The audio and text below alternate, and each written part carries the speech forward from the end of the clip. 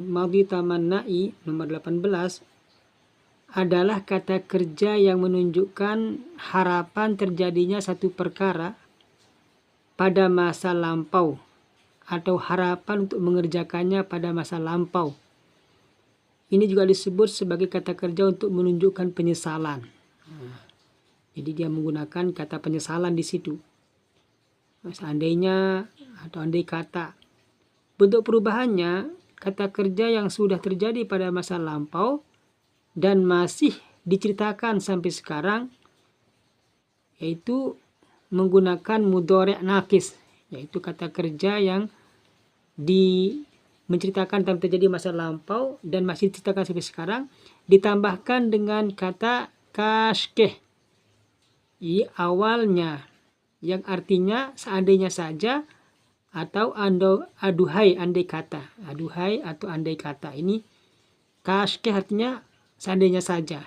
Setelah itu baru kita masukkan kata kerja mudhari' nakis yang menunjukkan masa lampau dan masih diceritakan sampai sekarang. Contohnya di sini adalah kashkeh kertatha wo ek mard ne. Seandainya saja dia kerjakan. Ya, seandainya saja dia laki-laki itu mengerjakannya. Kashkeh kertatha wo ek mard ne. Jadi kashkeh ini seandainya saja. Kertatha ini bentuk daripada mudhari' nakis. Ini sebagai subjeknya. Subjek. Berikutnya contoh kedua, kashkeh me madrasah me padhta tha.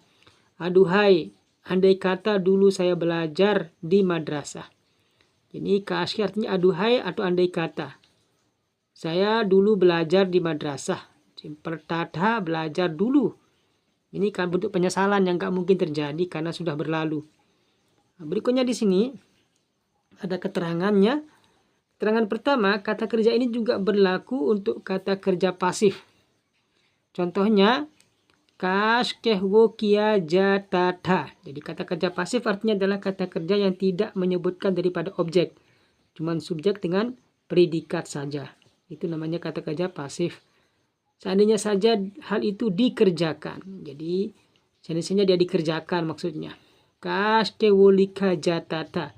Seandainya saja perkara itu ditulis atau hal itu ditulis. Jadi kashkeh wo lika jatata. Dia tulis. Jadi lika jatata ini artinya ditulis. Berikutnya di sini contoh kedua, keterangan yang kedua yaitu kata kerja ini juga berlaku untuk kata negatif atau kata kerja yang menunjukkan tidak terjadi atau terjadi pada masa yang lampau. Jadi di sini contohnya adalah tidak atau belum terjadi pada masa lampau. Kashkeh wo nahi jatata. Seandainya saja dia tidak mengerjakan. Jadi dia tidak mengerjakan. Kashkeh wo nahi ya, seandainya saja dia tidak mengerjakan. Ini contohnya seperti itu. Kashkeh nahi jatawu. Seandainya saja dia pergi. Ini dia tidak pergi di sini. Seandainya saja dia tidak pergi. Tidak pergi. Berikutnya, kashkeh nahi pari jati thi wo kitab. Seandainya saja kitab itu tidak dibaca. Jadi di sini bentuk negatif atau belum. Seandainya saja dia tidak pergi. Seandainya saja dia tidak pergi. Kashkeh wo nahi jatata. Jadi atau kashkeh nahi jatawu. Seandainya saja dia tidak pergi. Berikutnya yang kedua, kashkeh nahi pari jati thi wo kitab. Seandainya saja kitab itu tidak dibaca. Jadi ini semuanya menggunakan nahi. Di sini artinya ini merupakan kalimat negatif atau belum. Berikutnya kata kerja per memiliki dua arti, yaitu belajar dan membaca di sini. Per. Apabila setelah kata ganti ada objek yang menunjukkan bisa dibaca, maka per artinya membaca. Tapi ketika tidak ada, maka artinya adalah belajar.